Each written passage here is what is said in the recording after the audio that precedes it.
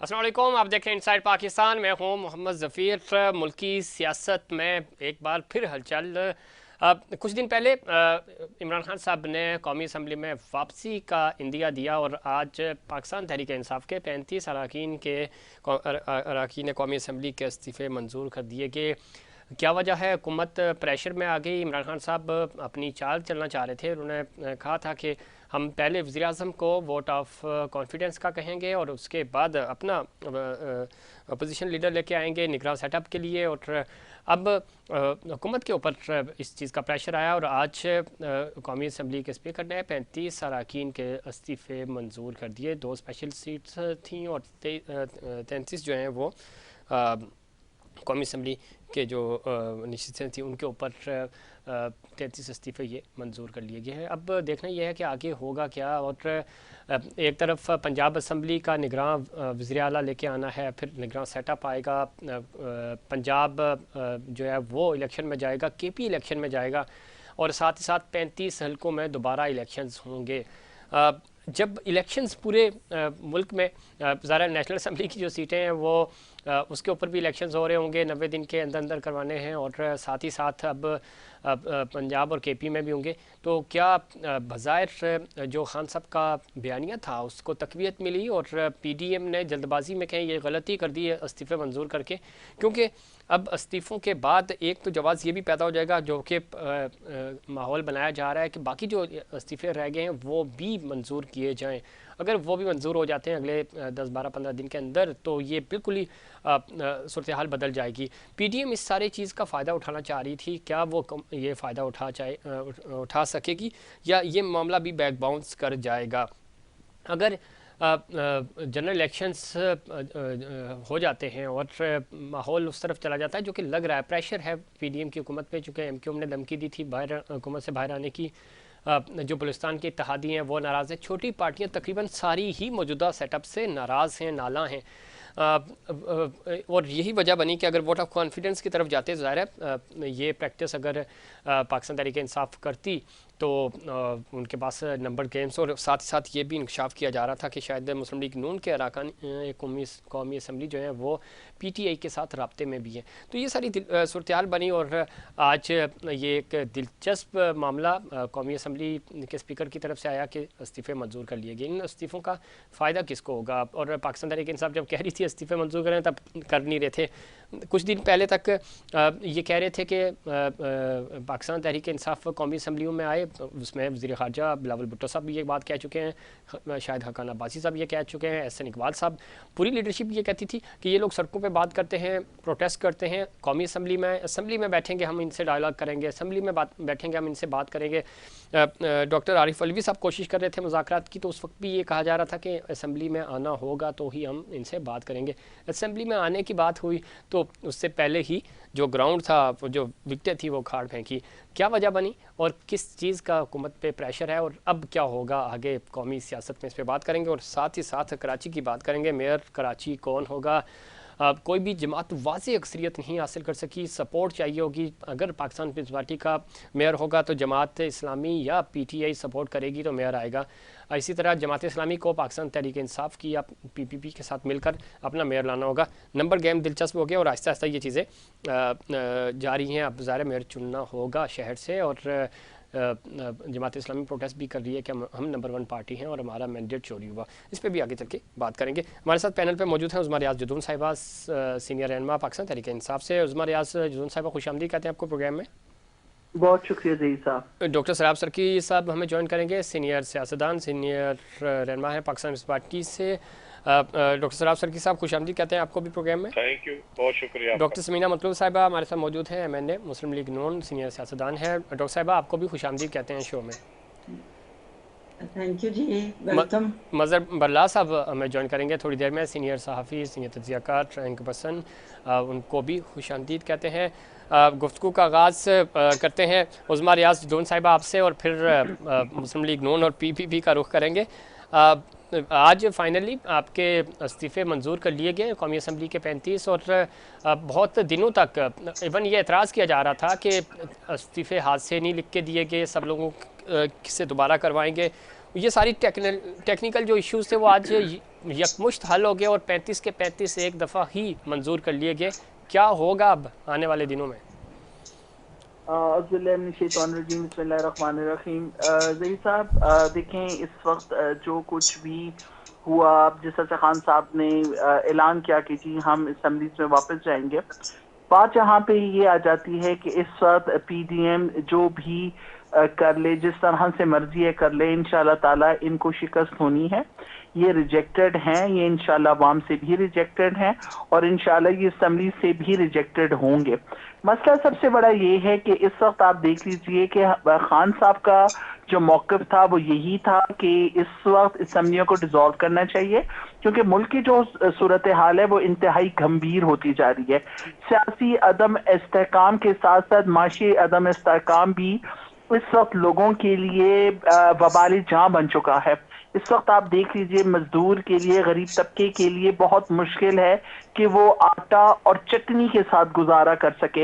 इस वक्त आप आटे की सूरत हाल भी देख लीजिए और आप चटनी की सूरत हाल भी देख लीजिए। इन तमाम चीज़ों को देखते हुए जब खान साहब ने ये फैसला किया कि हमने पंजाब असम्बली डिसॉल्व की, खैबर पख्तूनख्वा असम्बली डिसॉल्व की, और यही पीडीएम के जितने भी लीडरान थे उन्होंने ये कहा था कि जब तक खान साहब पंजाब असम्बली और केपीके असम्बली डिसॉल्व नहीं कर लेते तब तक हम वफाकी हुकूमत को डिसॉल्व नहीं करेंगे। लेकिन जिस वक्त इन्होंने देखा कि पंजाब असम्बली डिसॉल्व हो गई, केपीके असम्बली की भी असम्बली मूव हो चुकी है, तो इन लोगों ने इस वक्त आके 35 अरकान के इस्तीफे मंजूर किए। ठीक है, और इसमें इन्होंने अब कोई चीज नहीं छोड़ी कि अकेले आके उसने वेरीफाई करना है।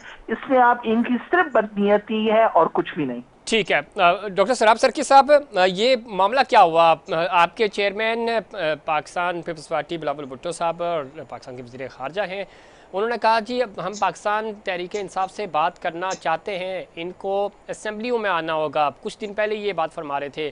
खान साहब ने जब असम्बलियों में वापसी का रुख करने का कहा तो अचानक आप ही के जमात के स्पीकर हैं राजा परवेज़ अशरफ साहब, उन्होंने इस्तीफ़े मंजूर कर लिए। अभी उस बार रियाज जदौन साहिबा बता रही थी कि पहले कहा जाता था टेक्निकल इशू है, फॉर्म इधर से नहीं फिल हुआ, उसके ऊपर साइन नहीं है, या सब लोगों ने एक साथ इस्तीफ़े दिए, इंडिविजुअल आएंगे, सारी टेक्निकल चीज़ें पीछे रह गई और अचानक इस्तीफ़े मंजूर कर लिए गए। क्या वजह बनी? हुकूमत प्रेशर में है इत्तेहादियों की वजह से, और ऊपर से ज़ाहिर खान साहब वापस असम्बली में आ रहे थे तो शायद उनको लगा प्राइम मिनिस्टर को कि अब वोट ऑफ कॉन्फिडेंस का कहा जाएगा, तो इस सारी सिचुएशन से बचने के लिए ऐसा किया गया। डॉक्टर साहब भाई, जी आवाज़ आ रही है? जी, हम सुन पा रहे हैं आपको। जफरीन भाई, बात यह है कि ये तो नहीं हो सकता है कि इमरान खान साहब जो अपनी मर्जी है वो करे। हमने ये कहा था कि आप हम जाकर बात करें और ये जितनी भी असेंबलियां हैं बैठ कर बात करें, लेकिन ठीक दोस्त धमकी या जबरदस्ती आप जो बातें कर ये कोई तरीका नहीं है। हम तो ये कह रहे थे कि आप आए और बैठ के बात करें। असेंबलियां डिसॉल्व करनी थी, बात करनी चाहिए थी ना। ठीक है, फेडरल गवर्नमेंट से बात करके, बैठ के बात करके अगर वो आगे बढ़ते तो हो सकता है कि जी, लेकिन आप बात नहीं करते हैं, आप ब्लैकमेल करते हैं और अपनी मर्जी के तरीके से जो है आप वो फैसले मनवाना चाहते हैं। लेकिन डॉक्टर साहब, इसमें ब्लैकमेलिंग तो नहीं थी। वो कह रहे थे ठीक है हम आ रहे हैं असेंबली के अंदर, हम आपको फेस करेंगे। ये पाकिस्तान पीपल्स पार्टी का सर, पाकिस्तान पीपल्स पार्टी का जब सारा काम पूरा तमाम करके और सारी असेंबलियां, फायदा क्या है? जब आप नहीं मान, जब हम आपको कह रहे थे कि आप पंजाब असेंबली को डिसॉल्व नहीं करें, बैठ के बात करें, कर रहे हैं। ठीक है, तरीका थोड़ी होता है डॉक्टर साहब, बिल्कुल ठीक कह रहे हैं। मैं इस पे भी आऊँगा और मैं ज़रा डॉक्टर समीना मतलूब साहिबा का पॉइंट ऑफ व्यू भी शामिल करूँ। जो आप बात कर रहे हैं, आप और यानी पूरी पीडीएम ये कहती थी कि ये लोग इस्तीफ़े नहीं देंगे, वक्त ने साबित किया कि इन्होंने इस्तीफ़े दिए। आप लोगों ने कहा ये असम्बलियाँ नहीं तोड़ेंगे, वक्त ने साबित किया कि इन्होंने असम्बलियाँ तोड़ी। आपने कहा कि वोट ऑफ कॉन्फिडेंस नहीं लेंगे परवेज़ इलाही साहब, उन्होंने वोट ऑफ कॉन्फिडेंस लिया। आपने कहा कि असम्बलियों मिनते कर रहे थे कि आए असम्बलियों में वापस आएँ, इन्होंने वापसी की तरफ आने की कोशिश की और आपने इनके इस्तीफ़े मंजूर करके गेम ही ख़त्म कर दिया। डॉक्टर समीना मतलूब साहिबा, क्या वजह है? इत्तेहादियों का प्रेशर है या वज़ीर आज़म को ख़तरा था कि वोट ऑफ कॉन्फिडेंस का कहा जाएगा, नंबर्स पूरे नहीं हैं आपके? डॉक्टर साहब। नहीं, ऐसी कुछ बात नहीं है। जी ये मेरी बहन उज़मा साहबा ने कहा कि ये रिजेक्टेड हैं, ये रिजेक्ट होंगे। तो ये कौन सा एक्सेप्टेड है? ये तो अपने आप को खुद रिजेक्ट, अपनी गवर्नमेंट को खुद रिजेक्ट करते फिर रहे हैं, ये अपने आप को खुद रिजेक्ट करते फिर रहे हैं। बात ये है कि हमारी कोशिश पंजाब में भी यही थी कि सियासी बहरान को हम खत्म करें, जिन जिन की गवर्नमेंट जहाँ जहाँ है वो लेकिन चलती आज रहे। आज आपने 35 लोगों के इस्तीफे मंजूर करके सियासी बहरान को जन्म दे दिया है।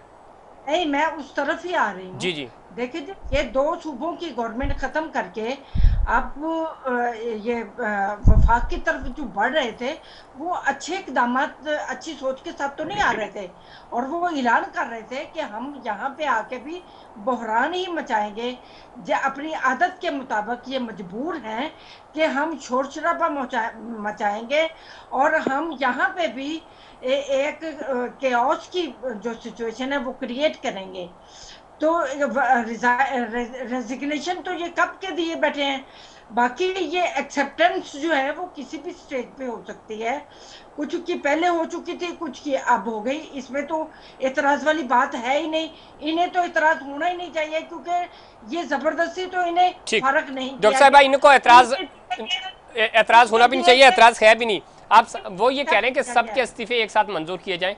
ठीक है, ये भी आपकी मर्जी है, आप एक एक करके करें, 35 के साथ करें या 150 के एक साथ करें। लेकिन एक चीज़ बड़ी इंपॉर्टेंट है, 35 लोगों के इस्तीफे मंजूर हो गए, ज़रा 35 हल्कों में इलेक्शंस होंगे।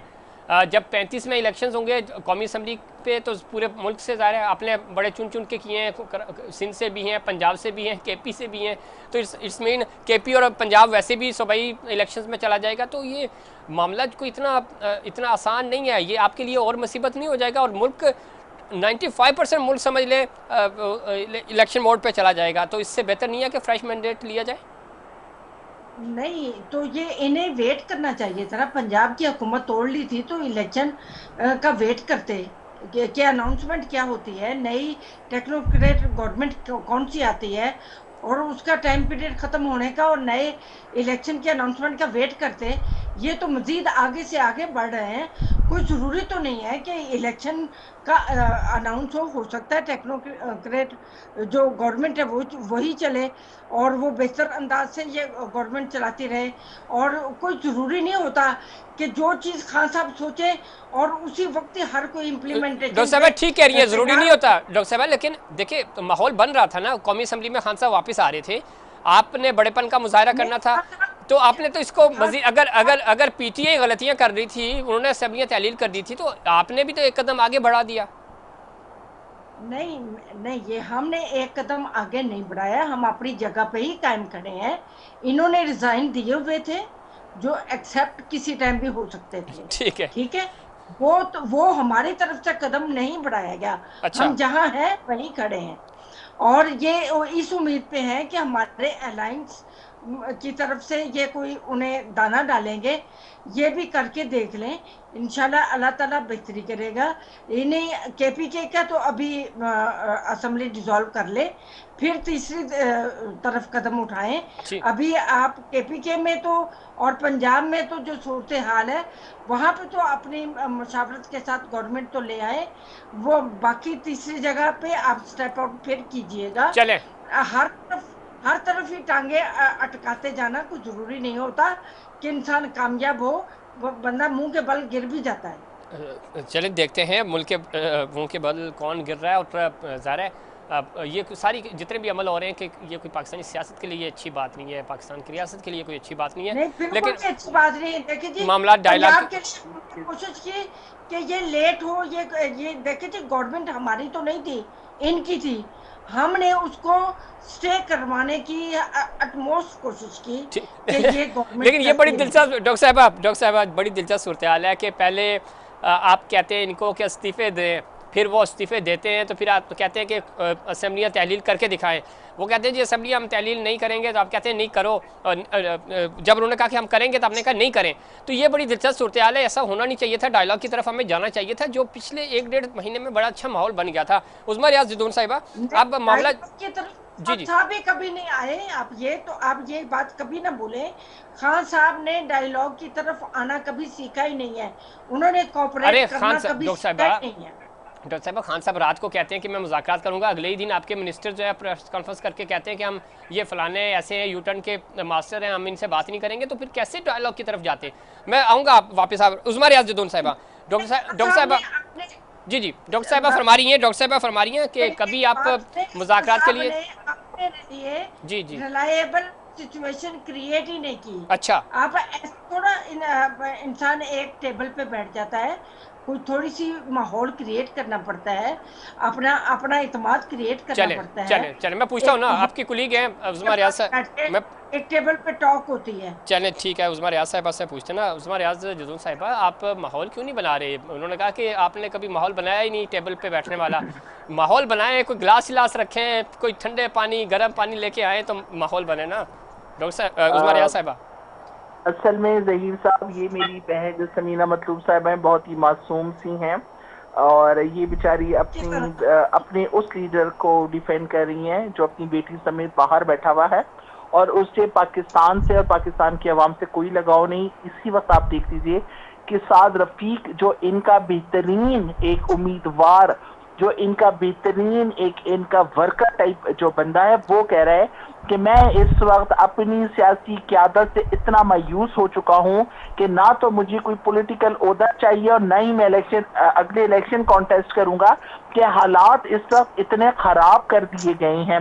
इवन कि पीडीएम के अंदर आप देखिए कि शीन, नून और शीन अलग अलग हुए में हैं और मजे की बात यह है कि वो नवाज शरीफ खुद अल्ताफ हुसैन की तरह लंदन में बैठ के इन लोगों को डिक्टेट कर रहे हैं और इन लोगों को बता रहे हैं, जबकि इनके पार्टी के जितने भी मेंबरान हैं उन्होंने ये बात बरमला तरीके से, इवन अब तो वो मीडिया पे आके ये कह रहे हैं कि हमारा लीडर वहां पे बैठा हुआ है और जिस वक्त भी हम लोगों को वर्स्ट सिचुएशन फेस करनी पड़ती है तो उधर से मियां नवाज शरीफ और उनकी बेटी साहिबा हमें डांट भी पड़ाते हैं और हमसे बिल्कुल ही कहते हैं ना कि इतनी ज्यादा डिमांडें रखते हैं और खुद आके ग्राउंड पे बैठ के इन हालात को फेस नहीं करते। इनका मसला ये है कि इन बेचारों को बताने वाला, लीड करने वाला मौजूद ही नहीं। पहली बात। दूसरी बात सुन लेना समीना, देखिए मैंने आपकी बात आराम से सुन ले अभी मेरी बात।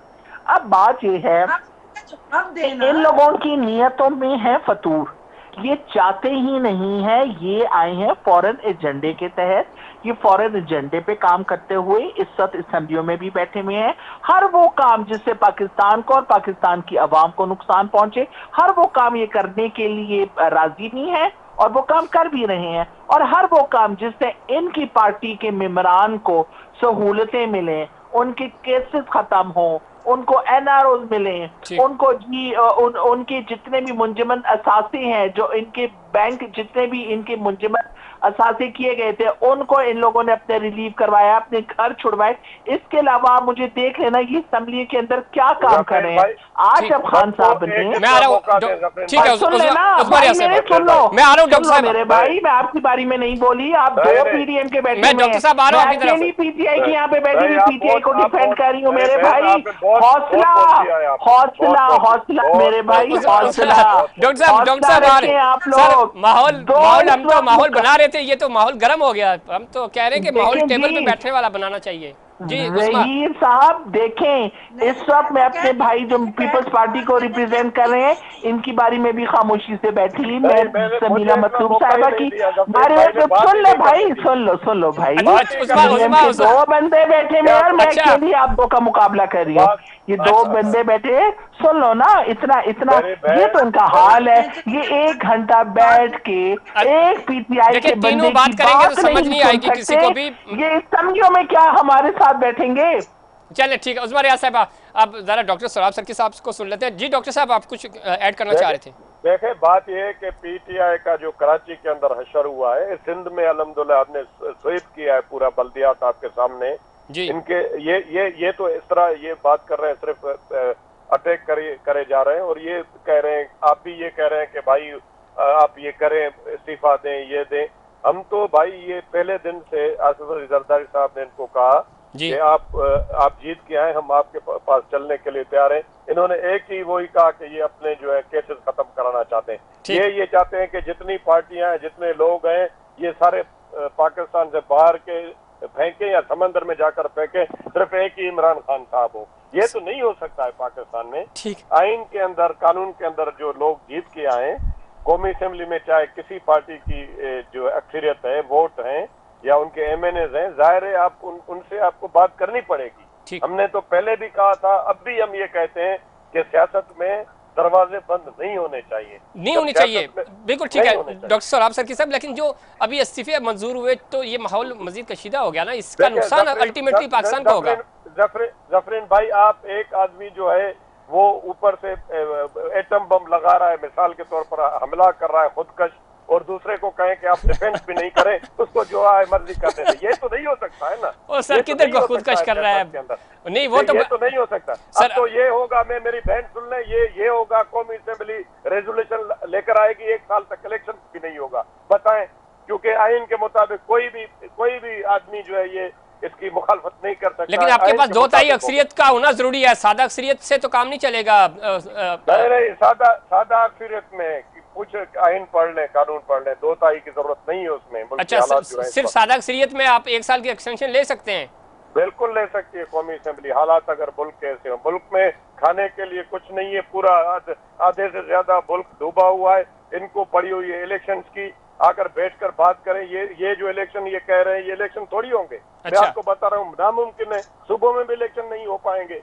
इलेक्शन कमीशन तैयारी नहीं है इलेक्शन कराने के लिए। तो फिर क्या सूरत हाल? इस तरह थोड़ी होता है डॉक्टर साहब। तो ये तो आप बड़ी गंभीर सूरत हाल की तरफ इशारा कर रहे हैं। मैं तबसरा कर रहा हूँ जी, एक सियासी वर्कर की हैसियत से एक तबसरा कर रहा हूँ, जो मैं मुल्क के हालात देखता हूँ। लोग मर रहे हैं भूखे, आटे की क्या पोजीशन है, इसमें कोई शक नहीं है।